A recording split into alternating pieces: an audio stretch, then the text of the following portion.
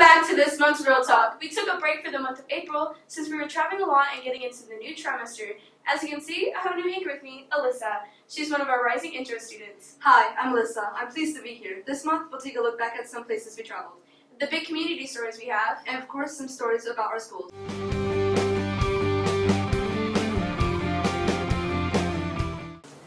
Our first story is about the Holocaust, a dark time we had in our history. Our area high school student had a chance to visit the Child Aid exhibit. Destiny will take us there. Students from a summer high school course at WKU have been creating Holocaust murals for the past 20 years. Hardin County students have had the privilege of interacting with them. I'm Catherine Graybeal, and I'm a teacher at Central Hardin High School. And the group of kids here are 9th grade World Civilization students. So they have had background on the Holocaust. We've talked about World War II, we've talked about the Holocaust. Now that was towards the beginning of the trimester. With these murals coming in, they're getting the opportunity to see some different representations of them. I think what a lot of kids have been surprised about is how some of these murals are created by kids their age and the detail that's gone into them.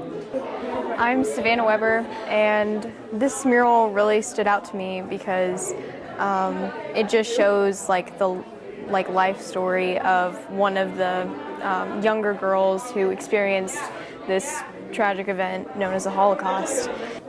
Hi, my name's Caroline, and this one was my favorite just because it showed how much destruction the Holocaust really had. And I really enjoyed the quote that was at the top because it puts into a perspective of how many deaths there really were throughout the Holocaust.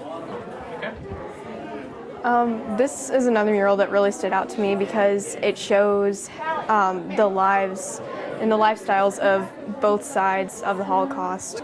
I also really enjoyed this one because it shows the pictures at the bottom, and if you look closely into their faces, it just shows how much despair there was. And I really enjoyed the highlighted words because it sort of gave a pop to that quote, so if you didn't read the whole thing, you could still understand what it meant. All these murals are your 8th grade students to juniors in high school. They're the ones, they group up, then they determine what they want to represent in these murals themselves. So it's like they have a theme, and if you see on the edge here, contemporary injustice, Kristallnacht, propaganda. So it's kind of tying in all these parts of it through their drawings. I told you they were all related. What era is all these put together? It's all going to cover the Holocaust with World War II. All of these are going to tie into some aspect of it, but it's their representation, their perspective of how they view parts of it. And it's all done through art. It's pretty cool when you think about, kids your age doing all these as well, and what they chose to represent.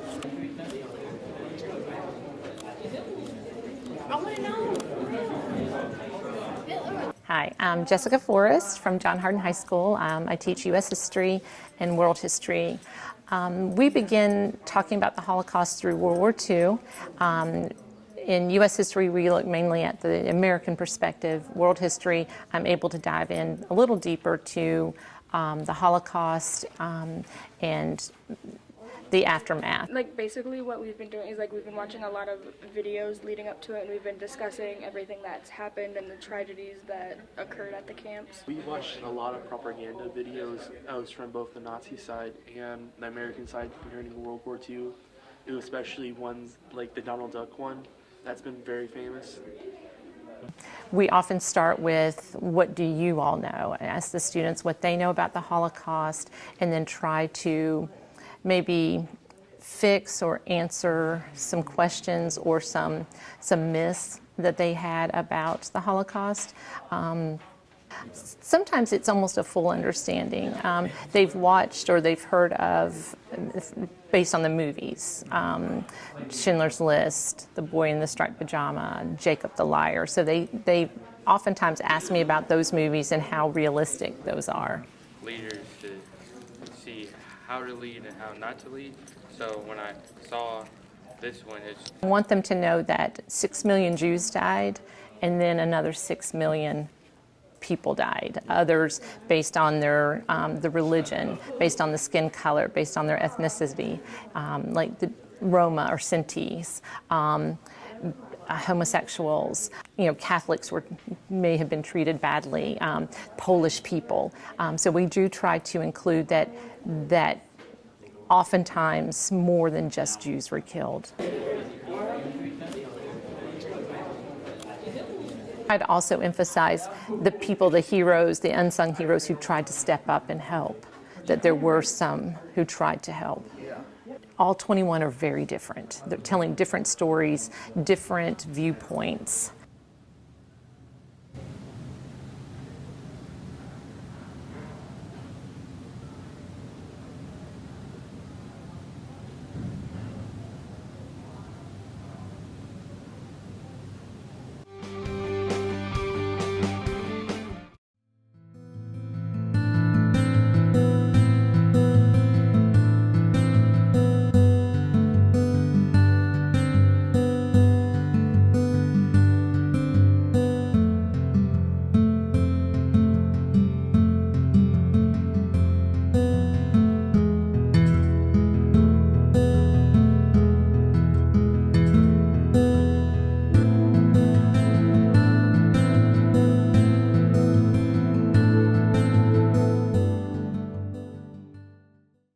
As a music lover myself, I find this very interesting. Now, as we said in the beginning, we have traveled a lot. A few students in our class went to SDLP State. Whitaker will tell us more.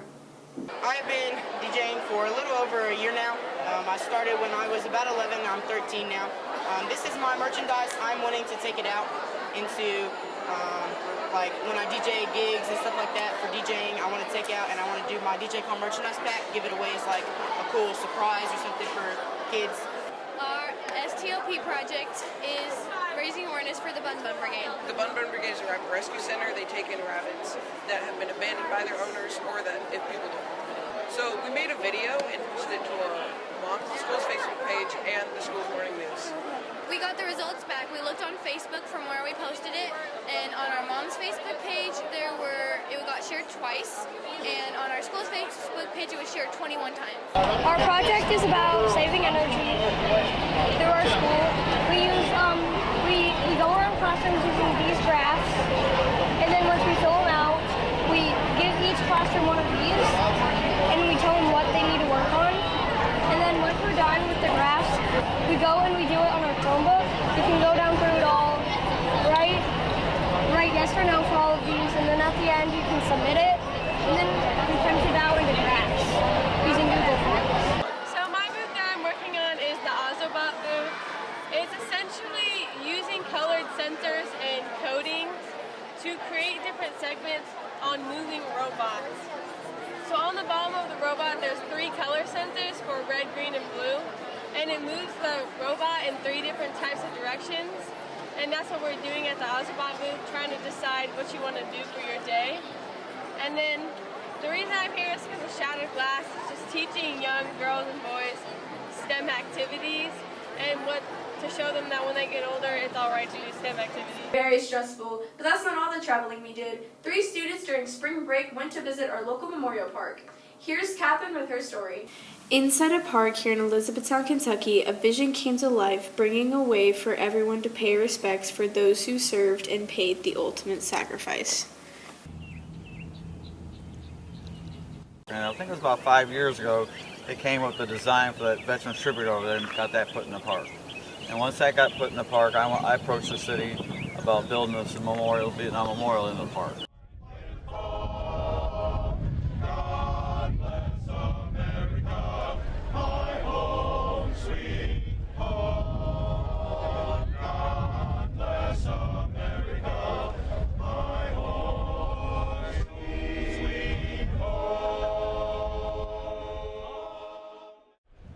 What a great day to be a soldier.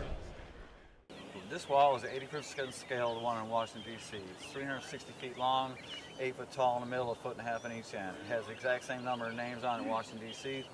There's 11 nurses on here. There's brothers, there's sons and brothers, there's twins on here. It's a pretty spiritual and meaningful place. My job in the military was photojournalist. I, in Vietnam, was a combat photographer with the 1st Cavalry Division. Well, I put 20 years in the military and I served all over the planet. I've been in 82 countries in 20 years as a photojournalist. An old soldier will come to this park and he will find a name or names And then he will go to the panel, and he will probably put his fingers on the name or names. And he will remember as if it were yesterday. 1955, believe it or not, was the year that the first individual that was killed in Vietnam. His name was Harry Kramer. It's up there at the very top on the left. Look down here on the wall to my period of time. You will notice the period of Byrd. There's 105 guys on that wall there that I, once upon a time, knew who they were. I no longer do. When people come to the wall and they want to find a name, all they have to do is look in this book. It's alphabetical. You look up the name, in alphabetical, it tells you what service they are in, what his rank was. If he's the casualty date, he was a casualty, his rank and the state he is from and all that. And then we want to find them, this is the panels. It'll tell you about the panel. Like this guy's on 35E, he's on line 30. March the 29th, 1975, the last troops left Vietnam, with the exception of 500 Marines left to guard the embassy. On April the 27th, 1975, the attack on Saigon began. And on April the 30th, at 7:53 a.m., the last helicopter left, with the last American, Master Sergeant Juan Valdez, on board. For every name on this wall, we need to remember there is a mother, a father, a sister, aunts, and uncles that had their hopes and dreams for their son or daughter shattered. Families and friends of each one had their lives changed forever. And we're here to pay honor to that. Sit on a bench, you can reflect and remember. Above everything else is remember. Never forget. It was like to put a lot of thought into the wall. Get this, we did, you guessed it, more traveling. But this time, it was about visiting a family that moved into our local forest. Bernheim Forest in central Kentucky is celebrating its 90th anniversary with an art installation that's making a giant impact. Well, we're so excited to have Thomas Dambo and the Forest Giants. There are only about 12 of these in the United States, including the 3 that are here at Bernheim. And there are about 35 other ones around the world. Copenhagen artist Thomas Dambo creates his public art projects using recycled materials. His family of trolls at Bernheim include an expectant mother and her 2 children, Nis and Alena. When I came and saw, for example, this big lawn, I thought it could be cool if like a troll walked out the forest here behind me and started playing around with some big rocks. It's also a story about that the giants, they represent nature and the forces of nature and the size of nature. And because of that, I think that the troll should be really big and powerful. Each sculpture took 15 people working around the clock in the forest for 10 days to make. Artists tend to look at nature differently than scientists do. So it's a great way for us to explore nature through artists' eyes. What we tried to do was select materials that reflected Kentucky. And the Forest Giants are built out of that material because they're here protecting wood and forests, and they remind us all that we can do the same. Dambo's work is already drawing huge crowds to Bernheim. He hopes visitors appreciate the potential of reusable materials. I want them to understand that you can create things in a really big scale of recycled material. So I don't want people to go back home and build a troll, but I want them to understand that you can build everything out of anything. What we hope people take away from these giants, and particularly Nis here, who's looking at himself in the pond, he's looking at his own reflection. We want everybody who visits to look at themselves in their reflection and say, how can I be a hero for the environment? These guys are protecting big forests. We want everybody else to help them do that. I think it's important to take care of our environment, so I like to put focus on sustainability and just being conscious about our nature and our surroundings through my art. Then I like to put my creations in nature so it pulls people away from their telephones and out into nature so they can remember how beautiful and important nature is. For PBS NewsHour Student Reporting Labs, I'm Weston King in Kentucky.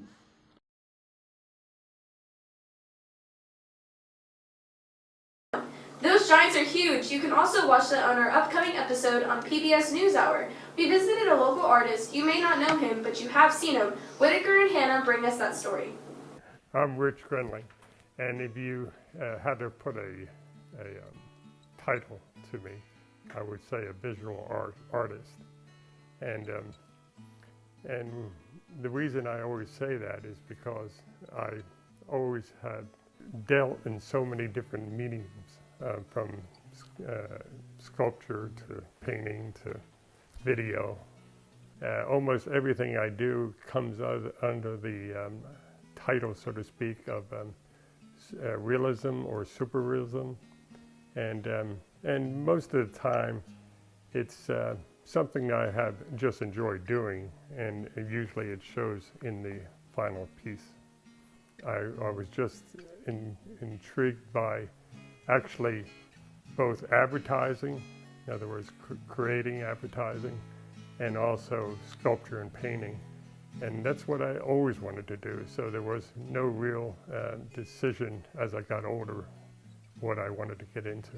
I have found when I've designed something that I play it out in my head so much that the actual fabrication of it is something that sometimes I wish I could skip, because I really have visualized it so much in my head that that's the fun part for me.